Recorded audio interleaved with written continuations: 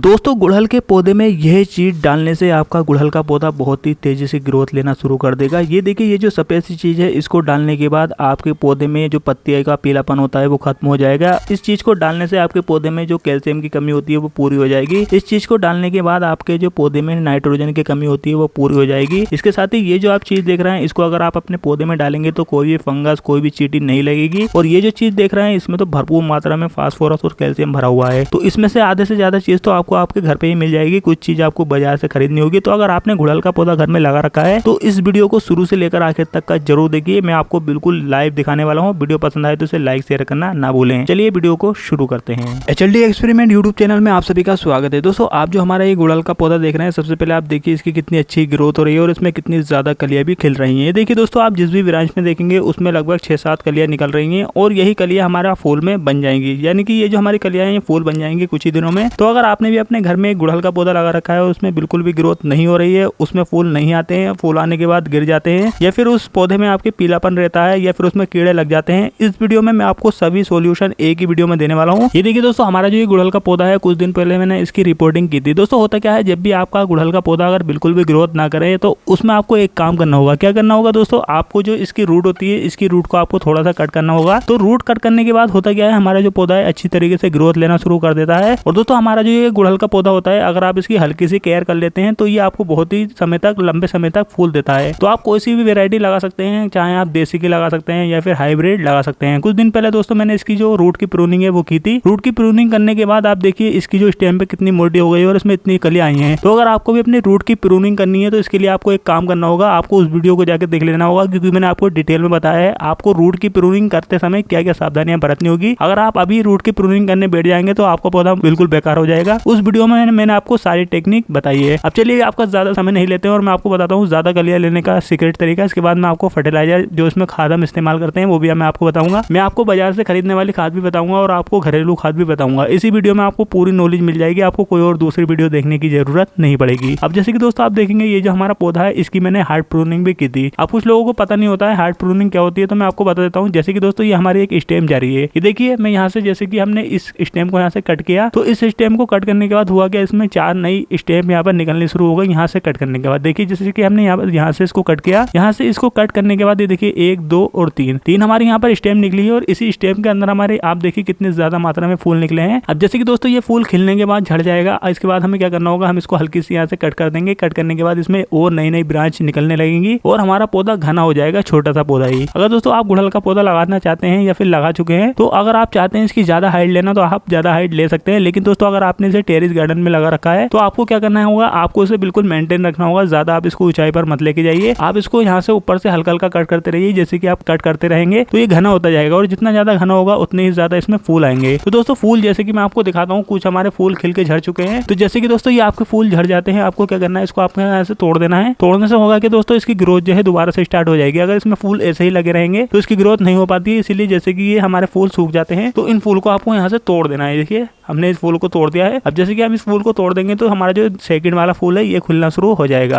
अब दोस्तों कुछ लोगों की ये शिकायत रहती है, हमारा जो गुड़हल का पौधा होता है उसमें कीड़े लग जाते हैं, सफेद कीड़े यानी कि मिलीबग। तो उसका मैं आपको एक सोल्यूशन बताता हूँ, आपको करना क्या है। तो दोस्तों जैसे कि मान लेते हैं आपका ये गुड़हल का पौधा है और उस पर मिलीबग यानी कि सफेद कीड़े लग गए हैं, तो आपको एक काम करना होगा। सबसे पहले तो आपको एक स्प्रे लेना होगा और स्प्रे से आपको अच्छी तरीके से इसको वॉश करना होगा। वॉश करने से होगा क्या, जो आपके सफेद कीड़े होते हैं वो एकदम से गायब हो जाते हैं, मतलब उड़ जाते हैं। इसके बाद आपको सेकंड काम ये करना होगा, आपको लेना होगा नीम ऑयल। नीम ऑयल का आपको अच्छी तरीके से स्प्रे करना होगा। नीम ऑयल का आपको लगभग 6-7 दिन तक स्प्रे करना होगा। रोज आपको इसको पानी से वॉश करना होगा। वॉश करने के बाद आपको इस पे नीम ऑयल का स्प्रे करना होगा। अगर आप इस पे नीम ऑयल का स्प्रे करेंगे तो आपका जो पौधा है कुछ ही दिनों में मिलीबग से छुटकारा आपको मिल जाएगा। तो ये काम आप कर सकते हैं। अब दोस्तों गुड़हल के पौधे में एक दूसरी शिकायत ये रहती है कि आपकी जो पत्तियां होती है पीली पड़ने लगती है और झड़ने लगती है। तो मैं आपको बताता हूँ दोस्तों ये क्यों होता है। जैसे कि दोस्तों इस समय गर्मी चल रही है, तो जैसे कि मौसम में परिवर्तन होता है उसके कारण आपके जो पौधा होता है इसकी पत्तियां पीली पड़ने लगती है। तो ये एक नेचर प्रोसेस है, इसमें आपको कुछ नहीं करना है। लेकिन अगर दोस्तों आपका मौसम बिल्कुल ठीक चल रहा है और आपके पौधे की ग्रोथ अचानक से बिल्कुल रुक गई है, मतलब उसमें पीलापन आने लगा है, उसकी पत्तियों में साइड से पीलापन आने लगा है, तो इसमें मैग्नीशियम की कमी हो जाती है। मैग्नीशियम की कमी के लिए आपको इसमें एक ही चीज डालनी होगी जो कि मैं काफी इस्तेमाल करता हूँ। इससे दोस्तों होता क्या है, हमारा जो पौधा है हरा भरा और घना हो जाता है और दोस्तों इसकी पत्तियां भी एकदम से हरी शाइनिंग वाली हो जाती हैं। तो दोस्तों इसके लिए आपको एक चीज इस्तेमाल करनी होगी। ये देखिए ये सफेद सी जो आप चीज देख रहे हैं, अगर ये आप अपने गुड़हल के पौधे में डाल देंगे तो ये सफेद सी चीज डालने से होगा क्या, आपका पौधा जो है इसमें हरापन बना रहेगा और इसमें क्लोरो क्लोरोफिल की मात्रा भी बढ़ जाएगी, क्योंकि दोस्तों पौधे की जो पत्तियां होती हैं वो हरी भरी इसी से होती है, क्लोरोफिल की वजह से। तो इस पौधे में हम मैग्नीशियम सल्फेट डालेंगे। तो मैग्नीशियम सल्फेट को एप्सम सॉल्ट बोलते हैं। आप किसी भी एग्रीकल्चर शॉप पर जाकर अगर एप्सम सॉल्ट लेकर आएंगे तो वो आसानी से आपको मिल जाएगा। इसका आपको क्या करना है, 1 चम्मच में आपको 1 लीटर पानी में 1 चम्मच मिलाना है और आपको अपने पौधे पे पूरा अच्छी तरीके से इसका स्प्रे करना है। स्प्रे करने के बाद आप इसमें उसी पानी को थोड़ा सा डाल दीजिए। इसके कुछ ही दिनों बाद आप देखेंगे आपकी जो पत्तियां पीली पड़ रही थी वो आपकी पत्तियां एकदम से पीली होनी बंद हो जाएंगी और आपकी पत्तियां एकदम से हरी भरी घनी हो जाएंगी। इसके साथ ही आपको अपने पौधे में गजब का कमाल देखने को भी मिलेगा। इसमें जो ये फूल की पत्तियां नहीं आ रही थी, ये जो इसमें कलियां नहीं आ रही थी, वो भी बननी शुरू हो जाएंगी और आपका पौधा और अच्छी तरीके से ग्रोथ करना शुरू कर देगा। तो आप एप्सम सॉल्ट का भी अपने गुड़हल के पौधे में इस्तेमाल कर सकते हैं। इसके साथ ही आप अपने किसी भी फ्लावर प्लांट में इसका इस्तेमाल कर सकते हैं। एप्सम सॉल्ट को दोस्तों आप अपने गुलाब के, चमेली के या फिर मोगरा के पौधे में भी इस्तेमाल कर सकते हैं। और आपके पास अगर फ्रूट प्लांट है तो आप उसमें भी एप्सम सॉल्ट का इस्तेमाल कर सकते हैं। इसका कोई भी साइड इफेक्ट आपको देखने को नहीं मिलेगा।